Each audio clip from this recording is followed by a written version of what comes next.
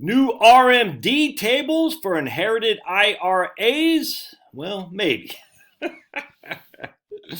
My man Michael Kitz's article. He's got Levine, Levine. Yeah, my man Jeff Levine here writes about this on March 2nd, 2022.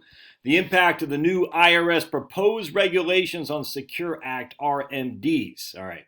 Eligible designated beneficiaries, trusts, and more. I don't care anything about the eligible designated beneficiaries, the trusts. We're just going to look at the RMDs on Secure Act inherited IRAs. All right, so we got to see the proposed regulations. Clarify to be, let's see right here. Hold on a second. Actually, this is pretty. The proposed regulations are likely to be amended at least somewhat before they're finalized, but they do provide the best window into the IRS's current thinking on a variety of issues. All right, let me just go into a couple things, man. Proposed regulations from the IRS are a heck of a lot different than anything that's in Congress. A lot of people, I was talking to a lady today, a very nice lady, but she was like, what if this, what if that? And I said, look, man, until it gets in legislation, they can propose anything. It doesn't matter. It's still got to be approved by the subcommittee. It's got to go through the committee. Then it's got to go through the House. And it's got to go to the Senate. They got to do the committee to knock it out. And then it's got to go to the president's desk. There's a lot of grunt work that goes into legislation. So anytime I hear, well, they're talking about this, they're talking about that, I don't care until it's in a committee, or at least it passes one branch of the Congress, be it the House or the Senate. It just proposed regulations don't mean there's nothing to do. I mean, it's just as stupid, because if you're going to react to every proposed regulation in the House of Representatives in particularly, then you'd be going nuts, man. It's stupid. Don't do that. Wait till it at least passes one house. Frankly, I would say wait till at least passes both houses too. Then it goes to committee. But just until that's, what are you going to do? Just don't do that. It's a waste of time. You can look at it and say, I can't believe AOC is this dumb. Yeah, I get it, man. But just don't build your financial planning based on idiots. All right, but when it comes to an IRS stuff, this is, what they do is they propose a regulation, they hear feedback, and then they basically say, okay, we heard the feedback, screw it, we're still going through. They're basically just giving you a telegraph pass on what they're going to do. So this is going to come. And none of this should be shocking to anybody, frankly. But right here, so for many individuals, the most significant change made by the Secure Act was the introduction of the 10-year rule, where they got rid of the stretch IRA. Now, I have no problem with that. I know a lot of people are like, yeah, they got rid of the stretch IRA. The IRA was never intended to give multi-generational wealth planning for tax deferral. It just wasn't, man. And it's very, again, I hate to say a loophole, but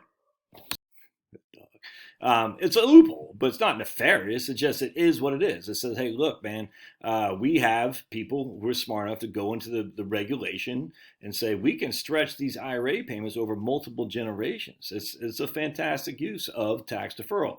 It was never intended for that. And so the IRS got rid of that. And, I guess that was legislative, actually, now I think about it, through the Secure Act. But it was even before that is when we had the Supreme Court unanimously, 9-0, vote in favor of making inherited IRAs that they were subject to creditor lawsuits. And that was in 2014, if memory serves. So this was coming, and people were like, I don't get it, man. The stretch IRA was never voted on. It just happened to be a loophole in the legislation. They fixed the loophole, and I get no qualm with that. All right, so anyways, but the issue that we had with the Secure Act is that you have 10 years in which to empty out a non-spousal beneficiary IRA. So I got 4 kids. I leave $25,000 each kid. They got 10 years to which to reduce that account. Well, that means they can still grow tax deferred for 10 years, or tax free if it's a Roth for 10 years without it being exhausted. There's no RMD requirements. I know Pablo wants to go out. So the IRS is going to fix it, and rightly so. I got no qualm with this. All right, so the introduction of the 10-year rule, under which most non-spouse beneficiaries are required to distribute the entirety of their IRA inherited by the end of the 10th year after the decedent's death. So I die today. Liam's got 10 years in which to take the money I give to him out because he's a non-spouse beneficiary. But while the general consensus among practitioners was that such non-eligible designated beneficiaries, again, non-eligible, they're not spouses, would be allowed to distribute the entire account at the lump sum at the end of the 10th year instead of taking annual distributions to empty the account. The new proposed regulations seek to implement a system that would require beneficiaries inheriting IRA owners who died basically going to have to take annual RMDs. That's it. These tax guys, man, look at this. This is. But while the general consensus, look at it right here. Look, that's one sentence. Woo! This guy's got to be a lawyer. Oh my goodness. And makes my head hurt just looking at that sentence. But the point is, the IRS say we're going to fix that. Make there's going to have to be RMDs on it. And I got no qualm with that. What the RMD table will be, who knows?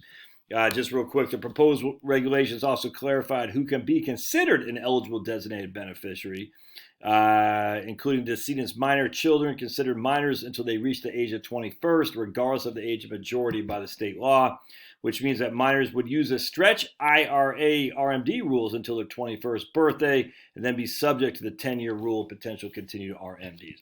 That's actually interesting. Now, look, there's no reason to lose sleep over spilled milk here. It'll come down. But that could give some planning to grandkids. If you leave a grandchild, jumping baby Jimmy there, jumping baby Junior, who's just in diapers, one of your Roth IRAs, the stretch IRA, he didn't have to take it until he's 21, theoretically. And then when he's 21, he'll have 10 years to exhaust that, and he will have RMDs within those 10 years. But still, at the end of the day, if little jumping baby Junior is 1 year old, that's 20 years of tax-free growth on top of the tax-free growth that can happen while he's taking RMDs as well. So all this stuff remains to be seen, but I thought it'd be interesting for you as well. This is another reason why I think people overlook the benefit of a just good old-fashioned brokerage account. I tell you, man, there's so much right with a brokerage account relative to deferred accounts. Now, if you got a 401k that has a match, yeah, you should take advantage of that. If you're in I'm talking to somebody yesterday, he and his wife, they're making about $400,000 each. Yeah, they should take advantage of deferrals, 100%.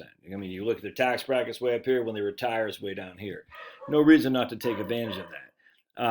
I'm not taking advantage of tax deferrals. I'm putting everything in brokerage accounts. I'm paying the tax man while I can. I can't really guide people on that because for me, I'm willing to take I'm willing to do that.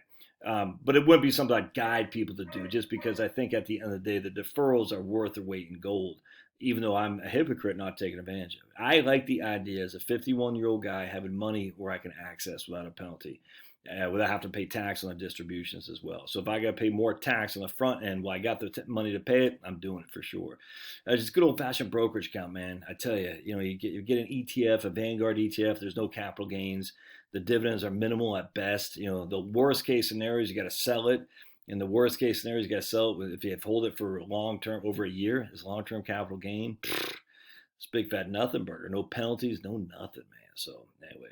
I just think the inherited, the stretch IRAs, the IRA deferrals. I just think that stuff it was long in the tooth, if that makes sense. And it was coming to an end sooner or later, and here we are. So you should be grateful we still have 5 years or 10 years to take the distributions out as opposed to 5, because when they were passing the law, the Senate proposed 5-year distributions, where the House proposed 10, and that's where it went into committee and the House won. So anyway, thought you'd be fine of the interest. Let me know what you think. See ya.